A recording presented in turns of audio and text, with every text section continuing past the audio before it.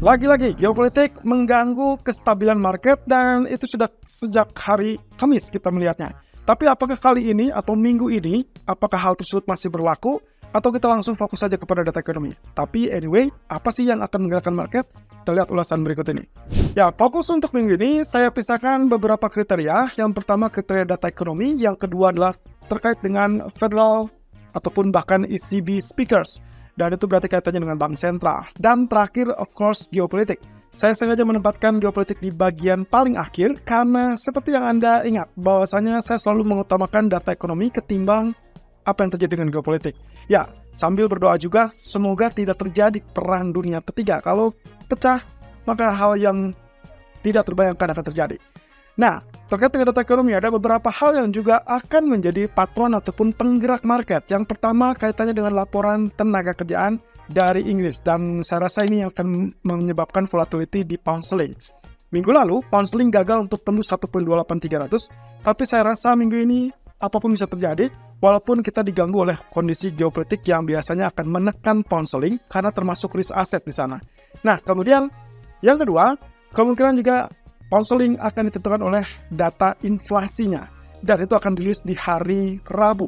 Bersama dengan data inflasi dari zona Eropa. Dan juga Jerman yang tak kalah penting. Karena Jerman ini walaupun masuk ke bagian zona Eropa, tapi data penting internalnya itu juga akan membuat apa yang akan terjadi dengan secara keseluruhan di zona Eropa.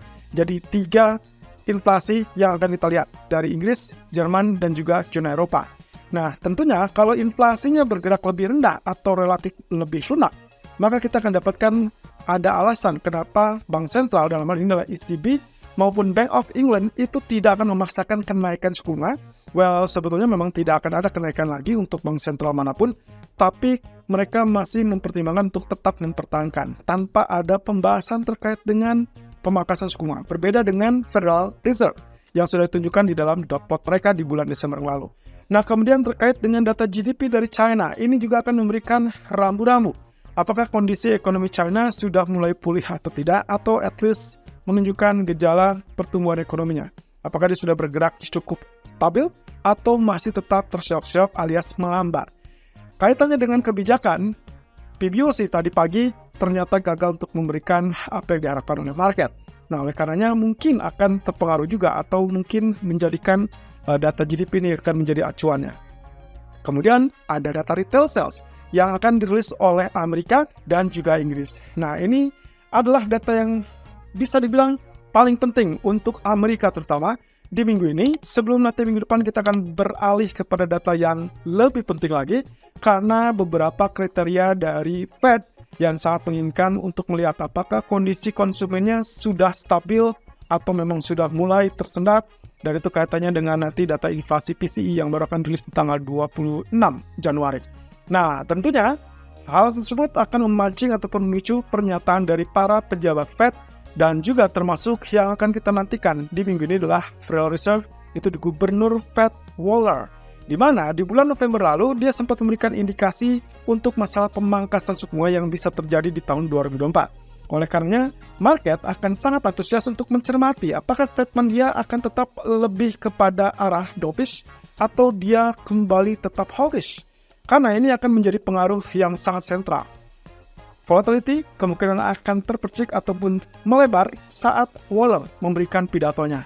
Dan termasuk mungkin beberapa pejabat Fed lainnya. Dan ingat, minggu ini adalah minggu terakhir mereka untuk berbicara di depan publik sebelum memasuki fase blackout. Dan itu akan dimulai di hari Sabtu akhir pekan ini.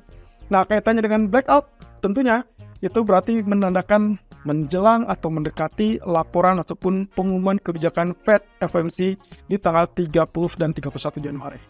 Oke, kemudian dari PBOC tadi kita sudah sempat sebutkan bahwa mereka tidak memangkas suku bunganya dan tetap untuk MLF-nya itu kurang lebih di 2,5%. Kemudian dari ECB kita akan mendengarkan dari Presiden Christine Lagarde. Ada 3 atau 4 hari berturut-turut saya lihat di Economic Calendar yang menjadwalkan bahwa pidato dari Presiden ECB tersebut akan muncul.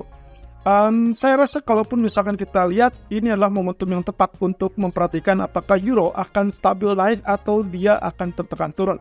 Kalau lihat dari grafik secara weekly, seharusnya euro akan mengalami penurunan. Tapi semua itu tergantung dari pernyataan Presiden ECB, Christine Lagarde. Dalam hal ini, inflasi zona Eropa akan juga menjadi salah satu indikasinya. Ya, walaupun ekspektasinya adalah inflasi zona Eropa akan mengalami kenaikan dari 2,4 menjadi 2,9, of course, sebetulnya dengan angka di bawah 3% saja, itu sudah semakin dekat dengan target utama mereka yaitu 2%. Dan tidak ada alasan untuk Presiden Christine Lagarde untuk tetap mempertahankan ritme ataupun nada hawkishnya. Kalau itu yang terjadi, berarti euro akan kembali tertekan versus US dollar dan mungkin diperkirakan lebih cepat untuk memangkas suku bunganya. Padahal kemarin juga di minggu yang lalu ada satu ataupun dua dari pejabat ECB yang mendukung dengan potensi pemangkasan suku bunga. Bahkan salah satunya mencerminkan bahwa kemungkinan pemangkasan tersebut akan tergantung dari data bulan Juni. Oke. Berarti ECB pangkas suku bunga bulan Juni, BOE diperkirakan Mei, dan Fed so far diperkirakan bulan Maret. Dan apakah pernyataan dari Waller itu akan mendukung pernyataan tersebut atau tidak? Nah, lalu kemudian geopolitik. Sampai saat ini, aksi serang dari Inggris dan juga Amerika masih tetap berlanjut. Dan bahkan tadi pagi saya sempat mendapatkan laporan bahwa tentara Houthi meluncurkan rudal anti jelajah kapal. Jadi, saya rasa ini akan menjadi seru atau lebih tepatnya agak panas.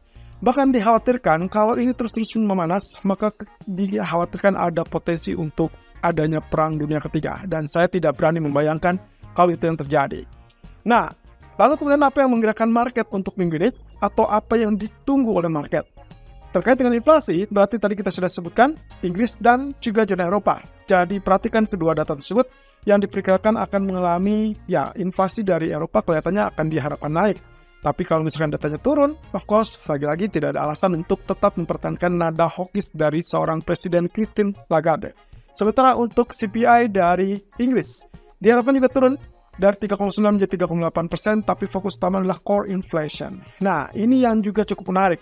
Core inflation dari Inggris sepertinya kita akan mengharapkan data bulanannya akan relatif naik juga. Dari yang kategorinya negatif menjadi kategori positif. Saya membayangkan kemungkinan apa yang akan disampaikan oleh governor ataupun dalam hal ini adalah gubernur BOE Andrew Bailey, kelihatannya dia masih tetap kokoh tidak akan membahas terkait dengan pemangkasan suku bunga, mengingat GDP mereka sudah pulih alias berada di atas 0 dan kelihatannya mereka sudah terhindar atau mungkin untuk saat ini dianggapnya terhindar dari yang namanya resesi. Jadi mungkin inilah kesempatan yang mungkin dia akan lakukan supaya mempertahankan nada hawkishnya. Kemudian pound sterling kelihatannya akan menguat dibandingkan euro ataupun bahkan US dollar. Karena sampai saat ini target memperkirakan adanya pemangkasan suku bunga dari Federal Reserve yang bisa lebih cepat daripada bank sentral lain. Nah, otomatis teman-teman perhatikan data inflasi yang akan dirilis di hari Rabu nanti dari Eropa dan juga Inggris. Nah, kemudian apa yang menggerakkan market? Ada 4 poin di sini yang saya harus tunjukkan, termasuk 2 hal yang sebetulnya tidak hal yang baru atau bukan hal yang baru. Pertama terkait dengan geopolitik. Ya, aksi balasan dari Houthi terkait dengan mereka melontarkan rudal anti jelajah, kemungkinan itu akan merespon lebih lanjut dari apa yang sudah terjadi dalam akhir pekan kemarin. Amerika dan Inggris masih tetap akan berseteru dan juga mereka akan menghimpun tenaga lebih lanjut untuk menyerang Houthi. Setidaknya mereka menolak untuk tentara Houthi tersebut melakukan pemblokadaan atau pemblokiran untuk jalur-jalur yang sangat-sangat kritis untuk jalur minyak. Nah, hal ini tentunya memancing atau memicu pergerakan harga minyak yang kemungkinan akan relatif tinggi untuk beberapa waktu ke depan. Kelihatannya area-area geopolitik belum akan selesai dalam waktu dekat, sehingga harga minyak kemungkinan masih akan tetap ada spike, walaupun kemarin sudah betul apa yang kita perkirakan, spike ke level 75, mendekati 76, turun, dan level 72 sampai saat ini menjadi area supportnya. Dan tidak diharapkan ada penurunan di bawah 70. Tapi kalau itu pun terjadi, maka diperkirakan berarti geopolitiknya sudah reda. Atau bisa jadi ada peran serta Amerika di sana yang membanjiri market kembali dengan pasokan minyaknya. Tapi kabar terbaru, mereka ternyata melakukan pengisian ulang atau refill untuk SPR mereka. Jadi saya rasa mereka masih butuh waktu untuk merefill dulu sebelum akhirnya membanjiri kembali market dengan pasar minyak mereka. Nah, tapi masalahnya secara keseluruhan, menurut beberapa analis, mengatakan bahwa persediaan minyak sebetulnya masih tetap tinggi. Jadi ada faktor positif untuk minyak, ada faktor negatif juga untuk minyak, selain geopolitik tentunya. Nah, kaitannya dengan suku bunga, PBOC gagal untuk melakukan pemangkasan suku bunga, padahal tadinya diharapkan untuk pangkas sekitar 10 basis poin saja dari 2,5 menjadi 2,4%, tapi tadi pagi itu dipertahankan tetap di 2,5%. Pemangkasan terakhir itu pernah dilakukan 2023, jadi sepertinya mereka masih belum mau untuk menunjukkan diri apa yang akan dilakukan oleh PBOC untuk menstimulus ataupun merangsang pertumbuhan ekonomi mereka. Ini berarti 5 hari ke depan di tanggal 20 ataupun tanggal 21, kemungkinan tidak ada pemangkasan juga untuk LPR, Loan Prime Rates, baik itu 1 tahun ataupun 5 tahun. Hang Seng siap-siap turun di bawah 16.000 harusnya. Dan juga terkait dengan pergerakan emas, apa yang memicu pergerakan emas? Ada 2 indikasi. Pertama adalah data ekonomi, dan itu dipicu oleh data PPI kemarin di hari Jumat, karena ternyata datanya relatif turun dibandingkan CPI di hari Kamisnya. Jadi, ceritanya trader seluruh dunia memperkirakan masih ada harapan untuk inflasi tetap bergerak turun. At least, tanggal 26 Januari, kita akan melihat dari data PCE, di mana itu adalah indikator inflasi yang lebih disukai oleh Fed. Yang kedua adalah terkait dengan kondisi geopolitik. Of course, semua ini memicu kepada permintaan safe haven, dan kemudian itulah sebabnya kenapa sepanjang Januari ini, kalaupun terjadi penurunan kepada harga emas, kita tidak melihat penurunan yang terlalu fatal atau terlalu drastis. Dan so far, penurunan terakhir saya catat cuma tertahan di 2013. Dan mungkin kalau level resistensi psikologis 2073, 2078 itu dipecah, atau bahkan mungkin 2090 dipecah, dalam waktu dekat kita mungkin akan kembali melihat level 2100. Well, believe it or not, semua akan ditentukan oleh Waller dan juga data retail sales minggu ini. Well, mungkin perkiraan saya 2020 sampai 2090 sih cukup wajar ya. Ada range 70 poin di situ, tapi berhentinya di mana itu yang akan menjadi perkara, dan itu akan kita bahas nanti sore di live streaming. Nah, terkait dengan apa yang menggerakkan market, berarti untuk emas, perhatikan saja data retail sales kalau kita bicara tentang data ekonomi yang paling tinggi tingkatannya untuk penggeraknya. Ya, Waller mungkin hanya sekedar pidato dan kita tidak bisa bereaksi ataupun memperkirakan apakah dia akan keluar hawkish ataupun dovish. Tapi kalau mengacu kepada pernyataan sebelumnya yang mendukung terkait dengan pemangkasan semua, yang terpenting bagi market adalah dia tidak menutup pintu untuk pemangkasan lebih cepat di bulan Maret. Tapi kalau itu yang terjadi, hati-hati, emas kemungkinan terkoreksi, dan itulah sebabnya retail sales lah yang akan menjadi penolong. Karena Waller kurang lebih diperkirakan akan muncul sekitar hari Selasa, dan data retail sales baru akan muncul di hari Jumat. Cukup menarik ya. Jadi kita tunggu untuk apa yang akan terjadi dengan pasar emas untuk minggu ini.